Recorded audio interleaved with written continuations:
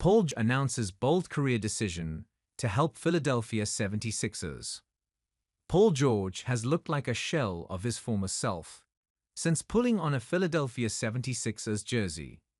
His struggles have been reflected on the team, which is 20-38 and 12th in the Eastern Conference. George was handed a $212 million, 4-year contract by the Sixers in the summer. While he is getting paid like a superstar, he is not playing like one. Of course, Philadelphia is a tough place to play in if you are not performing. Unsurprisingly, George has been on the receiving end of heavy criticism. One of the things that George has been most heavily criticized for is his podcast, which he has continued to do despite the Sixers and his own bad run of form. Not anymore, though. George has decided to hit the pause button on his podcast in order to focus on his on-court duties. According to Tom Nudo on CBS News, George announced on his podcast, "Fellas, it's no secret. This season up until this point, it hasn't been what we envisioned.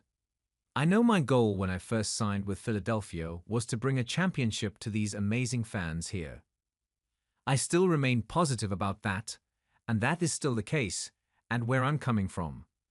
With that being said, I want to let the Podcast P family know that after today's episode with Dwight Howard, I plan to take a break from the pod just to focus on getting my body right, getting mentally right, and help this squad make a push towards our goal to finish this season out.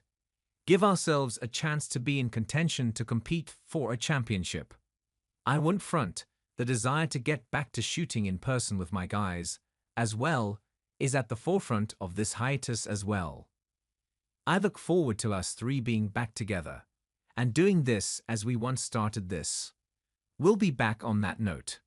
Be sure to lock in with us, because we got some big things in store in our future." The decision comes merely days after George had drawn a lot of criticism for some comments he made about the team. Many felt that he was not taking enough responsibility for his own shortcomings this year, while criticizing others. George is playing arguably the worst basketball of his career right now, and there are question marks about whether he has entered his downward trajectory now that he is in his mid-30s. The positive thing is that George did put in a decent performance in his most recent outing against the New York Knicks. He had 25 points, 8 rebounds, 7 assists, and 4 steals to his name. But it was not enough to guide the Sixers to victory, as they lost their 9th straight game.